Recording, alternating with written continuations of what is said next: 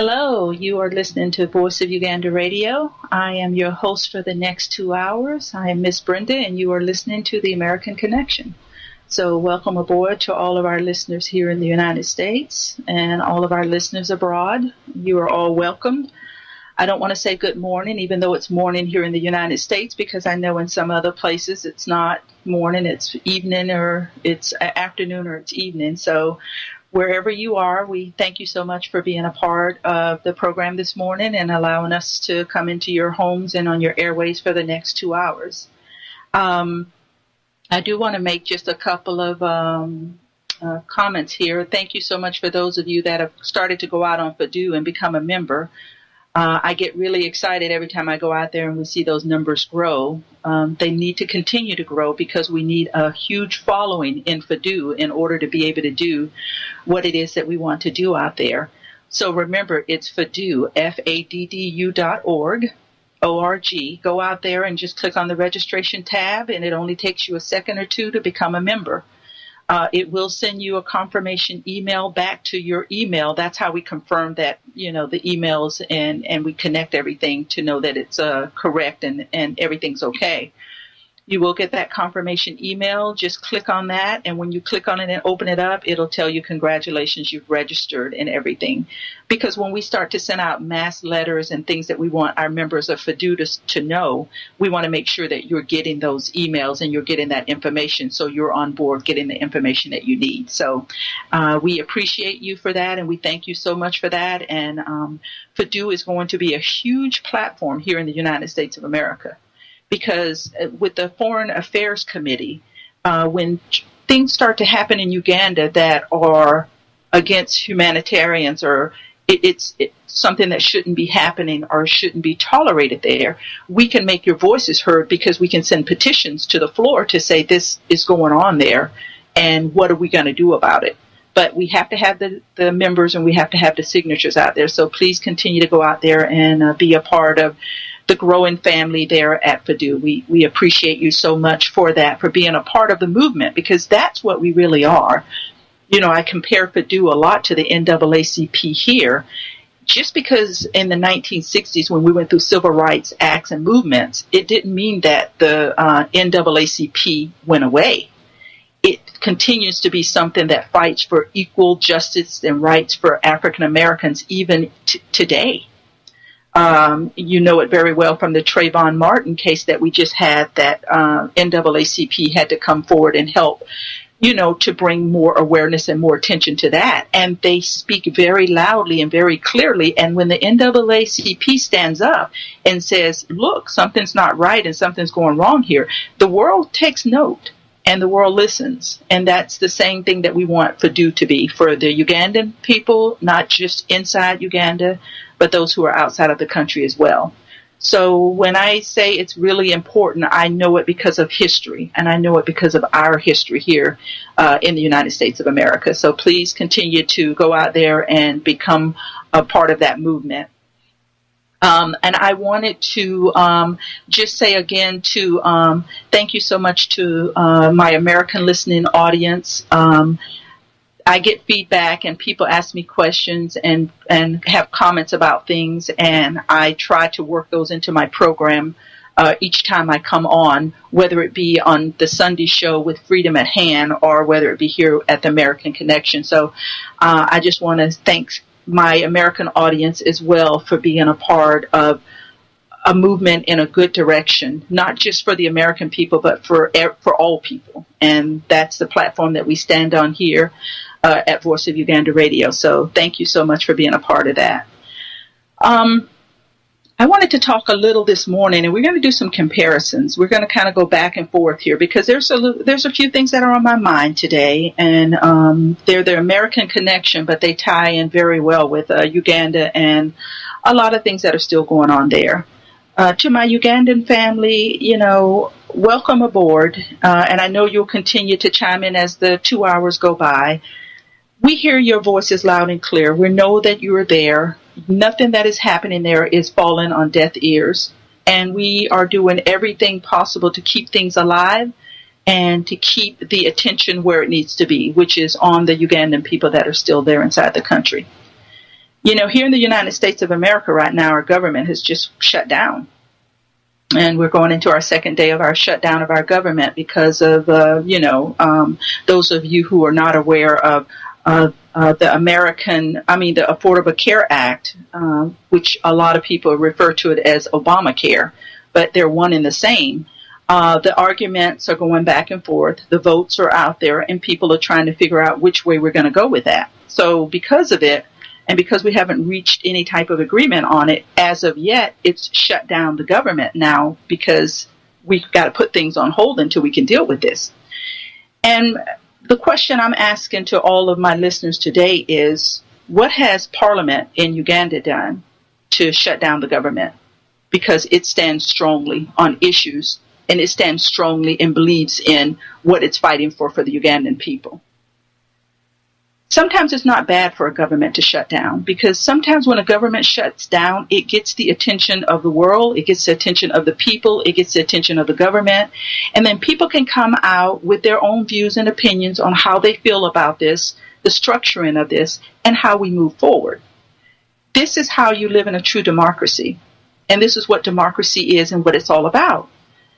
So when the sitting president in Uganda says that his country is a true democracy, for those of you who are Ugandans who have only known this president to be your president, and for those of you who have a history and know of a lot of what has happened before this president and after this president, know that if you look at this situation, you would know that that is not true. Because one of the things the president does there in Uganda is he shuts down Parliament to where they don't shut down the government themselves to say this is what's going on and this is what the people need to know and this is how the people need to respond to what's going on. So we're going to go back and forth today a little bit on the shutdown of what's happening here in the U.S. and what needs to happen in Uganda for things to shut down. Because you know, the corruption in Uganda is there, and it's very, very real. Is there corruption around the world? Of course there is. But the corruption there gets your attention like a slap in the face. I was happy to hear on one hand and sad to hear on another hand that the teachers had reached some type of agreement with the government that they were going to go back into their positions and they were going to allow the 28 to 30-day timeline to run through, and that the government was going to give them the percentage, even at a higher percentage that he had promised before, if they went back and started teaching again. And you have to wonder, because we don't get to hear the voices of the teachers much. We don't get to hear when they were striking against the government. A lot of things would come up. Every now and then they would make comments, and you would know what was going on, because you could almost get a sense for how the teachers were feeling. But now some sort of deal has been reached. And does it benefit the teachers or not? Well, we're not really sure. It may benefit some, but it may not benefit all. And it has quieted a movement that was heading in the right direction. Government will find every way it can to keep its people quiet and to keep its people at bay. They don't want the waters to be stirred up. They want to keep everything calm, because when the rest of the world starts looking at what is happening, bells and whistles go off, and those bells and whistles start to make noise, and the government doesn't want that. And that's what the teachers have started to do with their movement. That's what the teachers have started to do with their standoff and not going back into the classrooms. It is very interesting to me that every time the Ugandan people get close to a breakthrough, that we all of a sudden are thrown back and having to deal with these type of things again. And what I mean about these type of things again is we have to start back at square root one again. All of the energy, all of the resources, everything that went into the teachers fighting to get to the point where they were at, it's like a balloon that was blowing up, and it was getting ready to explode. But before it got to that point, somewhere someone struck a deal, and now it's deflated. All the air is let out of the balloon, and it has disappeared as if it was never an issue. Why this is what I'm saying with the U.S. government right now. Parliament needs to stand behind the teachers, and they need to make a vote, and they should have stood behind the teachers to say, we will not tolerate this in the government. We know that there's corruption. We know that there's things going on. We will stand behind the teachers, and we will shut down, and we will not even show up in Parliament until this issue is resolved. People wonder what makes the United States of America united. People wonder what makes the United States of America strong. It's because we will have our debates, and we will have our liberties, and we will have our voices heard, and we stand united. We will not be able to iterate it enough on Voice of Uganda Radio, because I listened to a lot of the programs that went on over the weekend, and a lot of the conversations and the topics that were played out there. We have to unite. We may not all see eye to eye on a lot of issues, but it doesn't mean that we can't stand hand in hand or arm in arm to embrace each other, to say, look, I may not agree with what you see or what you think should happen, and you may not agree with or see what I think should happen, but let's stand together on this issue as we work together as a country and as a people to figure this out. Because what has happened to the teachers, when the teachers are silenced, the government has silenced the world, has silenced the whole country. So not only has the voice of the teachers been silenced now, but the whole country, and what they were standing behind and how they felt about what was going on. And the teachers had the support of the community. They really had the support of the community. And it's very, very sad to see that these things have to happen. Parliament has to get on board and be a part of the fight with the people of Uganda. You have to stand behind issues and things that come up. The president can't, well, I don't want to say poison, but the president can't fight. He can't disrupt. He can't dismember all of you. And unless we start standing together united as one, these type of problems will continue to occur. So I am worried and I'm concerned about the teachers, and I hope that the deal that was made there really works on the behalf of the teachers, because the interesting thing now with the Ministry of Education, after polling some of the teachers, 46% of the teachers are now saying within the next year or two they're going to look for other jobs, that they no longer want to be teachers. And the other 57 to 59% is out there saying that if they had a choice to choose another career, this would not be the career that they would choose for themselves. If this happened in any other country or anywhere else, it would be an atrocity, because education, as we all know, those of us who are outside of the country, leads and moves the country forward. I talked about the Human Index development many months ago on this program.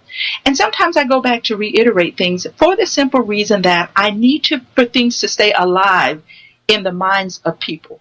I need for people to remember things. I don't want to say something and just let it dissipate and go away. It needs to stay in the hearts and in the minds of the people. I talked about the Human Development Index a while back, and how it rates these countries. And this is what, I went back over it a couple of days to read it now with everything going on with the education system, because we're not talking about just the teachers. We're talking about the lecturers at the university levels. We're talking about a lot of different areas that education is being affected right now. We talked about this a lot with Anna Adek. Those of you who tuned in were a part of the program on Sunday. Let me just remind you of what the Human Development Index is. It is a comprehensive measurement of life expectancy, literacy, education, and standard of living for countries worldwide. It is a standard of measuring. It is a standard of means for measuring well-being. It is used to distinguish whether countries are developing, are moving forward. And it also measures the impact of the economy, policies, and the quality of those policies, and the quality of life in these countries. And these countries fall into these three categories. Now, for a president who says that he's moving forward, that he's becoming a middle-class society, that he has no problem with the education system and things that are going on, Uganda is never going to get off of this development index. The people of Uganda right now are living like people in the 1800s. Government has to stand behind its people. Government has to stand behind its teachers. It has to stand behind its lecturers. It has to stand behind its professors. You have to stand behind the people that you have elected in these positions also, to make sure that they govern and rule in the way in which they need to. Because literacy is a problem and will become a bigger problem in Uganda if they don't get the education system under wraps. Life expectancy, we know, is affected when there's no literacy. Education is a stability in most countries. Education is what stabilizes countries all over the world. Education is why the United States of America is in one of the biggest fights of its life right now, to stand up for, Affordable Care Act, saying that this is a legislation that needs to move forward. This is a legislation that the people want. This is something that the people are making their voices heard, and they want action. What your president does is he shuts down the people from making any loud noises. And his parliament stands behind him instead of saying, we're in gridlock, we can't, something has to be done here. And in order to get the attention of the people, in order to get the attention of the world, in order to get the attention of the president, something has to be done here. We cannot continue to move backwards. At some point, the Ugandan people have to start to move forward.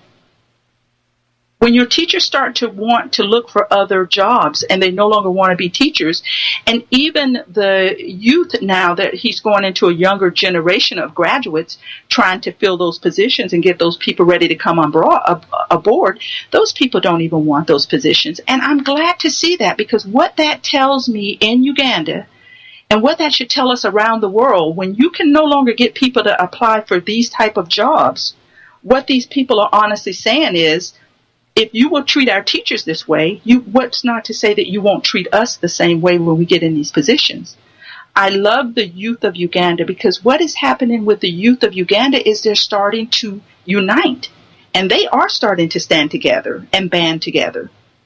Now, I know that sometimes the spirit is willing, but the flesh is weak. So you may have some people that go for these positions or go for these jobs because they don't have anything else.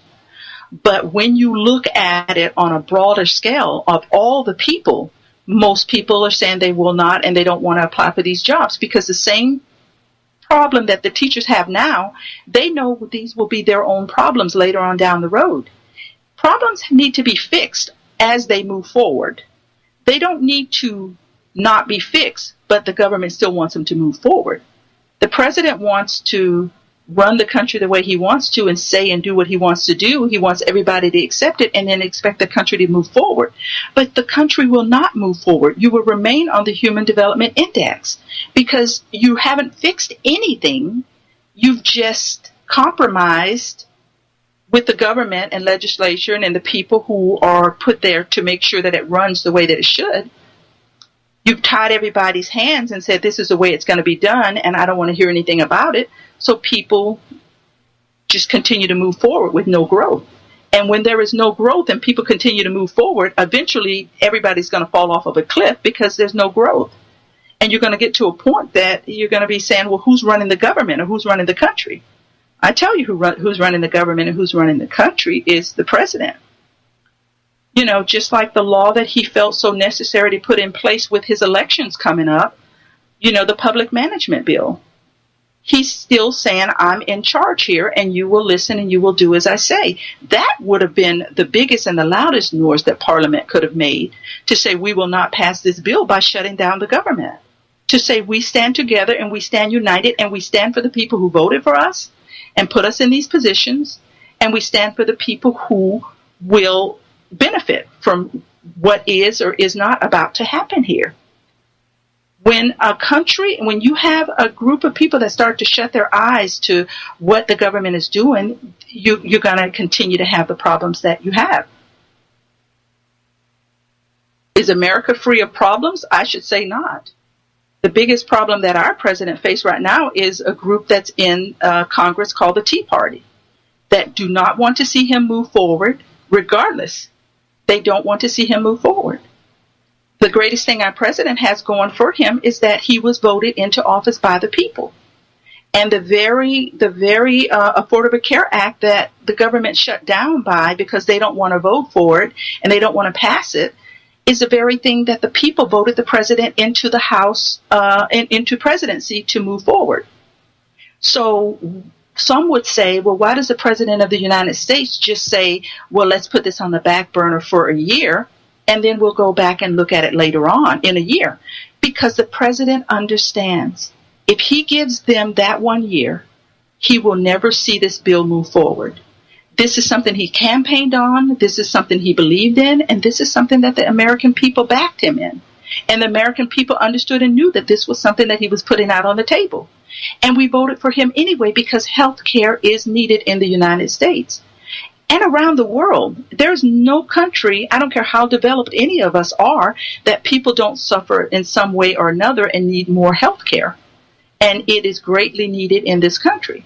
So we have given our president the power to say, I will stand down. You will pass this or we will shut down government. And so the president has the people of the United States of America that stands behind him. And so he can make these decisions.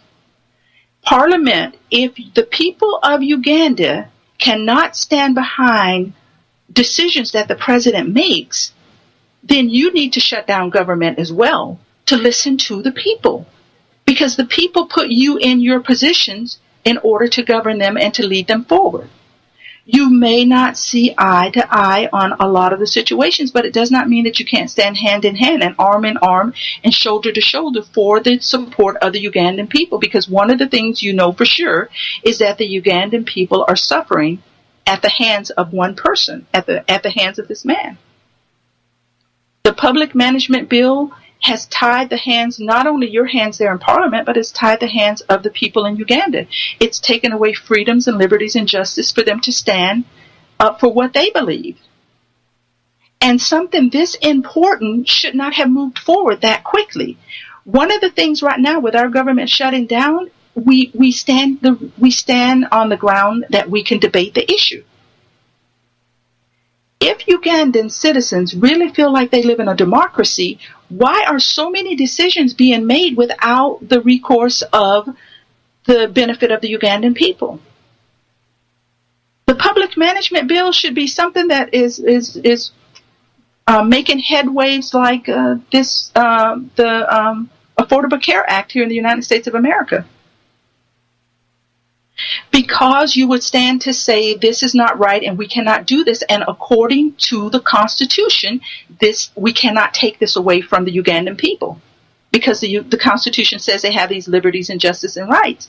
Now, the Affordable Care Act has also gone to our Supreme Court here in the United States of America.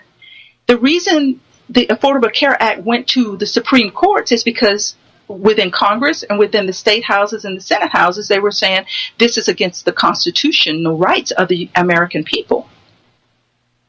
So we said, okay. So a few years back, it went to the Supreme Court. The Supreme Court ruled that it is not, it does not conflict with the Constitution of the United States of America, and it does not take away liberties and justice and rights of the American people. So it left the Supreme Court and went back to the House to say, now you guys can go ahead and vote on this because that is not a reason to kick it down. The Public Management Order Bill in Uganda, if you would have read the Constitution of the people in Uganda, it stood against the liberties and justice and rights of the Ugandan people. So should Parliament have stood behind this bill and debated it and fought it? Something that important should not have been passed that quickly if you are living in a true democracy. Is this the love of a president that loves his people? I should say not. Because if so, why didn't he allow his parliament the time that they needed to discuss and debate this? And even now, he feels like he needs to add 2 years onto his term as president. I'm not sure why he feels he needs to do that. but he feels the need to add 2 years on to his presidency to amend some things out in Parliament. He doesn't need 2 more years to do that. You've given him 28 years, 29 years to do that, and he hasn't done anything with the power that has been given to him up until this point. So what is going to make a difference to give him 2 years more? Sometimes we need to look at why people want to extend things out so that we can better understand it ourselves. So in the United States of America, or the Affordable Care Act, all of the things that it's bringing up now, all of the attention that's coming on our Senate and on our country, on our state houses and on our Congress, it's making the American people question why are they doing this? What is the purpose? And does the purpose serve the American people? The same thing can be asked with Uganda when the public management bill was passed. We've got to have time to sit and think. We have to have time to sit and debate. We have to have time to sit and go over how this affects us as a whole. Because when these amendments are made to our Constitution, they are history, and history lives forever. And if history has taught us not to trust, we will continue not to trust. And that is one of the things that's happening with the Ugandan people now, inside the country and outside of the country. There is a huge trust issue going on. And when you allow a president to make such an amendment to the Constitution with no debate, with no shutdown of government, with no one really making loud noises about what the effect will be of this later on down the road, I tell you, you change the course of a people in a direction that is not good for anyone to go in. It's not good for anyone to go in. This government doesn't respect its people. It has never respected its people. All the years that this man has been in power, he has never, ever respected the Ugandan people and what's best and what's right for them. It has always been about what is best and what is right in his eyes and what he wants to do. I read an article. It was back in 2009 when the Ugandans protested the government for refusing their king to be able to travel in certain parts of the country. And this was in 2009. There was a huge protest because back then in 2009, we know that Ugandans could protest about what they felt was wrong or what they felt they wanted the government to hear their voices on. So there was this protest in 2009 because the government refused the king to be able to travel in certain parts of the country or to be able to travel wherever he wanted in the country. And because of this, the military for 3 days killed demonstrators, killed them. Hundreds and thousands of people died over a 3-day course because of this. And the president's comment to Parliament was that, that he crushed these people. I crushed them. I crushed these people. What kind of language is that for a president? What kind of language is that for a president who says that he's looking out for the best interests and the rights of his people? Yet in 2009, you had the people demonstrated against the government, and this is how the government treated them. And then he goes to Parliament and he makes this comment, and Parliament does not feel the need that something should have been said or something should have been done about such an act. There is no true democracy that is happening in the continent of Uganda right now. In that country, there is no true democracy right now. You cannot have a president that makes up the rules as he goes along. I like this, okay, this stays in. I don't like this, this goes out. I like this. He's not asking anyone's opinions. He's basically being a dictator. He's dictating what he wants and what he doesn't want. He's not saying, how do the people feel about this? How does Parliament feel about this? Let's bring it to the floor. Let's debate it. Let me come and talk to Parliament and tell them why this is a good bill or this is not a good bill or why I want to move this forward. I saw nothing. I saw nothing in anywhere where the president stood before Parliament to say, This is the reason for the public management bill. This is why I want it passed. This is how it would benefit the Ugandan people, or how it would benefit me, or how it would benefit Parliament. He didn't do any of that. What he is doing is he's starting to slowly take away the voices of the Ugandan people. If he takes away your voice, then that is one less voice that there is to fight against him in the election coming up. And he feels the power. He feels that there's something going on. He knows that the people are no longer standing still to allow him to move in the direction he wants to. He feels it. I tell you why, my Ugandan family. The reason I say that your sitting president right now is feeling the pressure of commitments from people moving forward, from radio stations coming up and people speaking out against him, from groups rising up talking about there has to be change. The government needs to change over. This president has been in power too long and he hasn't done anything for the Ugandan people. The reason he is nervous is the reason you see him wanting to extend his presidency for 2 more years, because he's not ready for the fight in 2016, because we are on his tail. We are right behind him. We are questioning him all the way. We are starting to make the world see what is happening in Uganda, because it's not just the American people that are starting to see what's going on, but the Voice of Uganda radio is in so many countries right now. The listening audience, just within a short period of time, has grown so much that people are starting to listen. People are starting to pay attention. People are starting to question the government. And this sitting president knows it. So when we see him do things like the public management bill, don't see that as him having an upper hand again. See that as we're starting to challenge his upper hand and starting to take things away from him and starting to make it harder for him to do the things that he's doing. If you allow someone the freedom to just be and do what they want to do, then that's what they'll do. If you don't question it, if there's no remorse for anything that they're doing, they'll think that what they're doing is fine. Just like the Affordable Care Act and the fight that's going on right here now in the United States that shut down our government. A lot of people don't care that the government has shut down, and a lot of people do. Let me just tell you about the people who don't care. The people who don't care is because they know that if we don't stand our ground, if we don't stand on our principles, that they will feel the need to be able to do whatever they want. This is what is happening with the president in Uganda right now.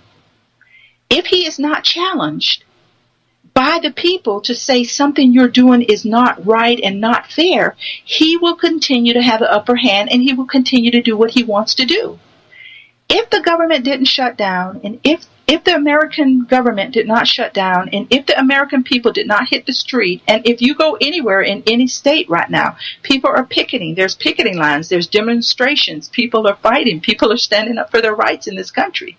And the reason the American people are doing it, because we're saying, if we allow a few men in Congress, which are considered to be the Tea Party, and those and some others that are on the Republican Party, if we don't tell these people we know what you're doing and we're not going to allow you to destroy our country and we're not going to allow you to give us something that we feel we need, these people will continue to veto. These people will continue to stand and fight the president and not allow anything that he wants to go through.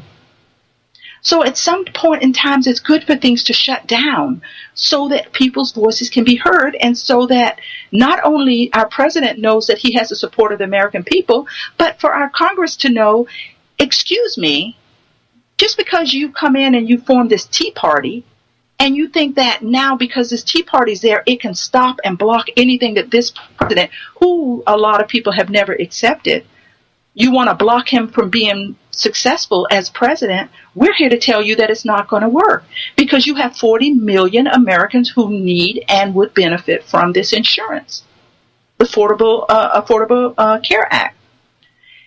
And to show you how powerful that is, when it opened on October the 1st, that people could start to go in there, look, see what was out there, and start to shop around for affordable insurance. It crashed the system. That's how many people went out there on day one to look at this. There were so many people out there that it crashed the system. What did the Tea Party and what did the Republicans have to say about it? They said, oh, it's probably that they didn't set it up right. It's probably a glitch in the system. It's probably something wrong with the system that happened. They will not give the benefit to the American people to say, but maybe so many Americans went out there that we crashed the system. We live in a democracy where our voices need to be heard, and sometimes we need to shut things down in order for things to get moving forward. The sitting president in Uganda right now it's no different for him right now. The public management bill that was passed against the Ugandan people is to stop you from having that voice. But Parliament should never have passed that with the speed in which it did it. These things need to be debated. These things need to be questioned. These things need to be out there for the Ugandan people. I love the Ugandan people, and I think that the Ugandan people have rights, and I think those rights need to be debated on a bigger stage and on a bigger platform. And one man does not deserve the right to do that. So are you satisfied or are you unsatisfied with what's going on in your country? And I think that the Ugandan people, for teachers, the teachers, although they have been silenced to a certain degree now, by the numbers and the percentage of people saying we don't want to teach anymore, we're going to look for another profession, and those who are the other percentage saying I would never have chose this as a profession if I would have known that I was going to have to deal with this, says a lot about how the people are feeling. For the Ugandan people, inside the country and outside of the country, and the American audience that is listening as well, sometimes it's in the silence that we need to hear the voice more than anything else.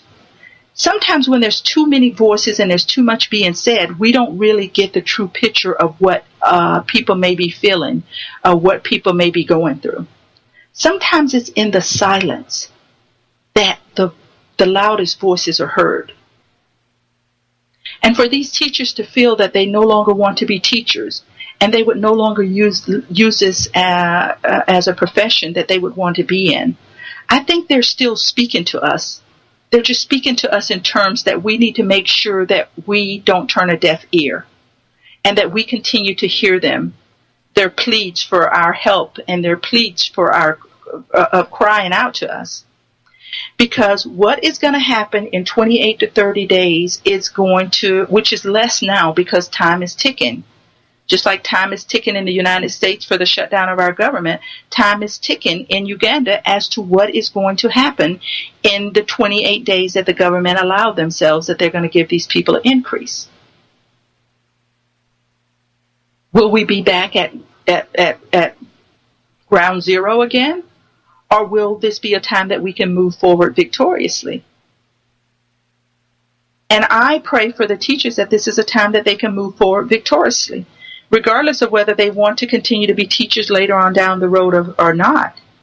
This is where everybody has to get back together and unite. And you cannot continue to tell the teachers, you can't put another 30 days onto that. You can't extend it out another year. We have a caller that's coming in now, so I'm going to go ahead and take this caller. Hi, caller, are you there? Yes, Ms. Brenda. Thank you so much for the program, and we thank you so much for what you are doing for us, for our country. I've called mainly to say something about the previous, what you mentioned about the president, Mr. Museveni, going to parliament and telling the people of Uganda live that he crushed them. That alone has struck my mind. I feel so deeply sad that the president who was elected, who's supposed to have been elected, can go and address the nation by boasting how he crushed unarmed civilians. We have seen that video, violence, the video that we put up on YouTube, violence, political violence in Uganda, and you can see the dead bodies. And most of these are young people fighting for their freedom. For the government, for the Museveni himself to go on national TV, addressing parliament and boasting, being proud as how we crushed them.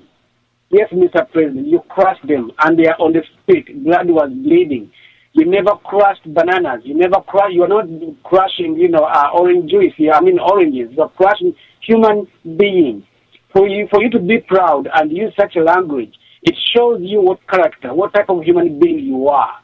Museveni, you've not only used that, you are always boasting of how you're going to put people 6 feet under, Mr. President.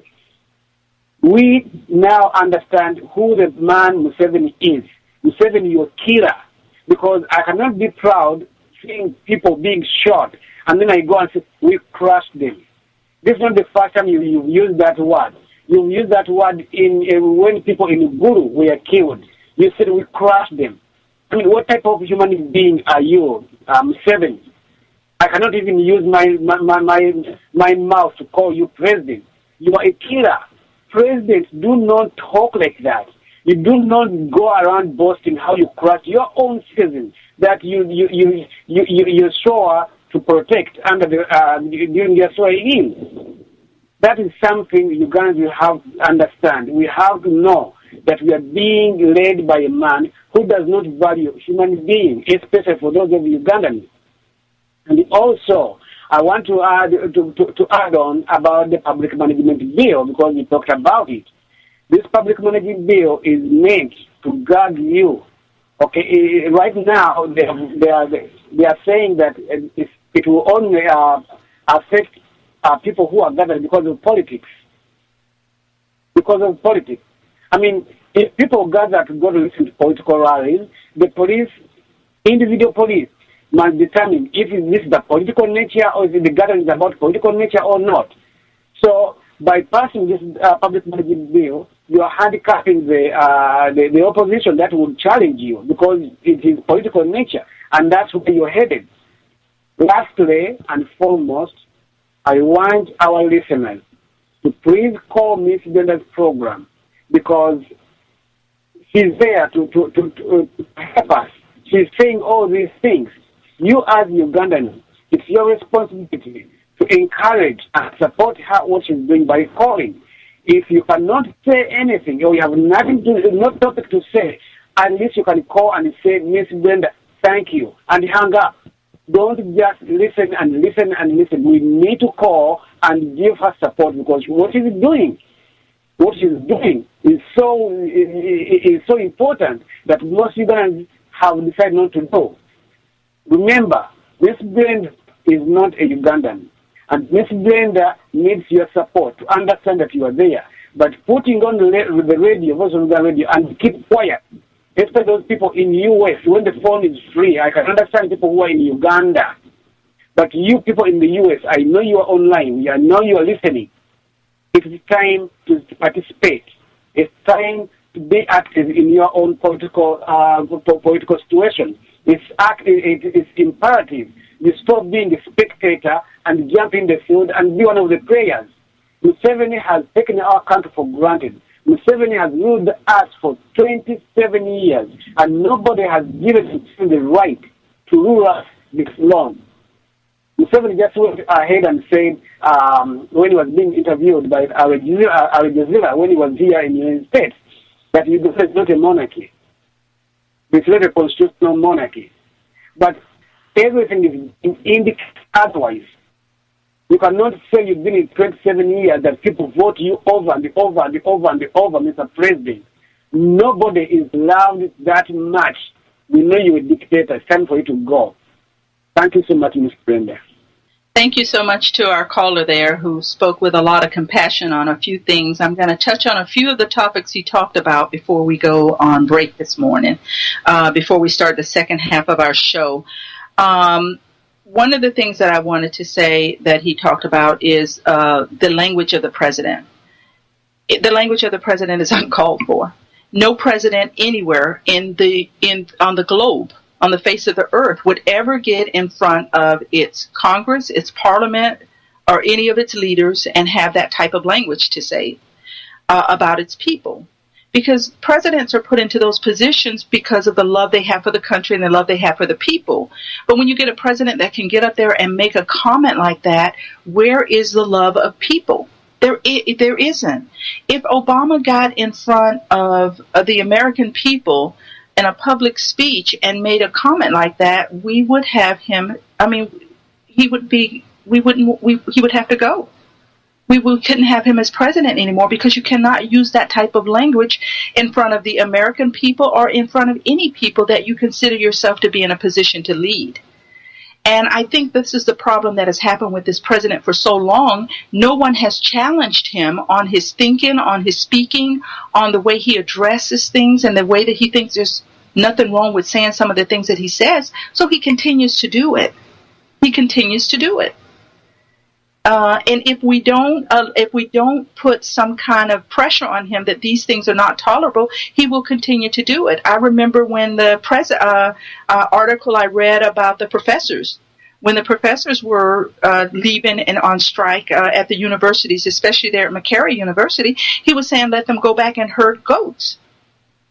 What kind of? I mean, I don't understand a president of any country that would make comments like that about its citizens. And we're talking about educated people who are educated to a level higher than the President of the United States, which goes back to show me why he really does not care about the education system in Uganda. Because if this is something, and this is a comment you can make about your professors who are there to keep you in a global market with other countries, educating the people, and this is a comment that you could make about them, is very sad, and not respecting the fact of all the years that these people went to school and educated themselves to be at the level that they're at.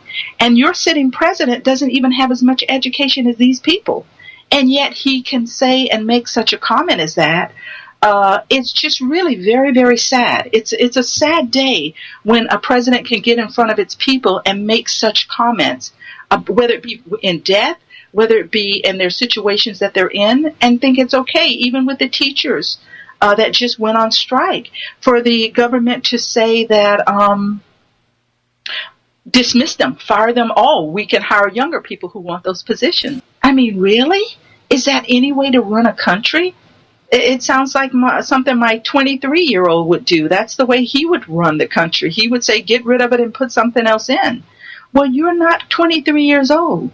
You've been running a country for 28 to 29 years, and you have all of this power in your hand, but the only person that the power protects is you. It does not protect the people of Uganda. Everything that the president is putting in place is there to protect him and his interests, not to protect the Ugandan people and their interests. And that is a very sad day in this day and age, when the world will sit back and allow and watch this to happen. This is why the platform of FADU is so important, because it's a platform to start moving the country forward. If the fight, like I said, has to start outside of the country, then that's where the fight will start. The caller was right in saying this, the president acts as if he's royal, and he's not royal. Even to the kings that have earned respect in the country of Uganda throughout, geographically, those powers were stripped from them because it was important for him to be in that position and no one else. And he is a dictator, no matter what he says. He is a dictator. When you dictate how other people live, when you dictate what other people can do, what other people can say, how people gather, how people express their emotions and feelings about their country or their government, you take all of that away, that's a dictatorship. You can camouflage it however you want, but that's what it is. And the world has taken notice. And the world knows what the president in Uganda is doing. And they have said enough is enough. And we will not tolerate it anymore. Because we cannot be asked to live in such a way and say that we should have dignity and we should have pride in our country. Because what the president is doing is he's taking away the pride of the people in the country. When you start to take away dignity and you start to take away pride, people stop caring. They stop caring about themselves. They stop caring about the country. They stop caring about the government.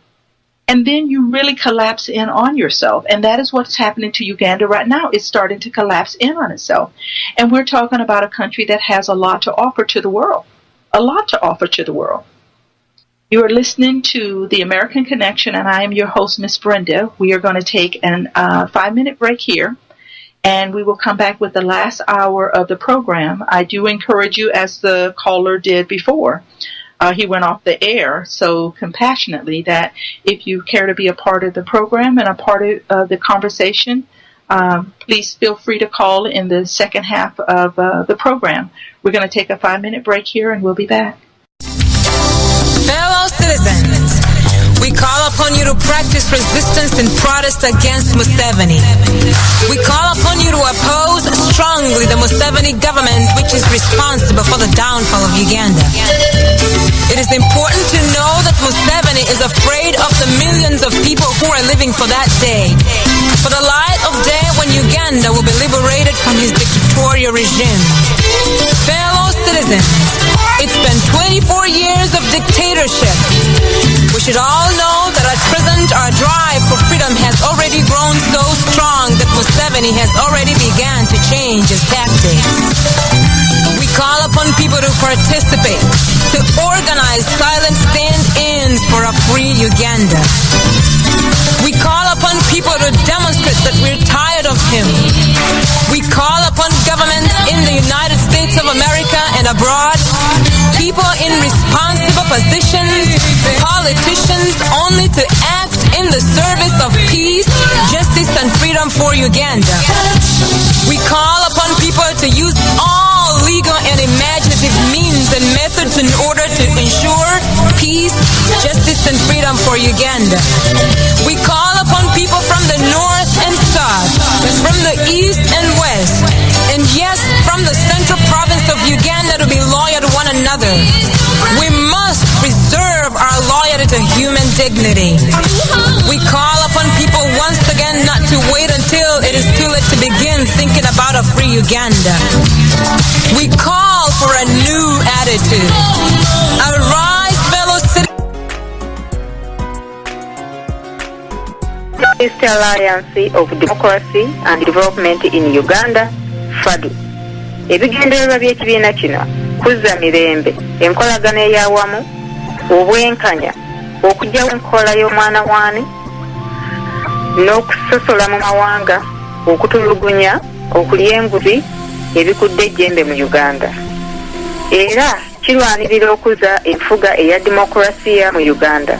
Ekibiina kino kyekisookedde ddala okukubiriza buli muntu yenna okukyegattako awatali kusosola mu mawanga n'enzikiriza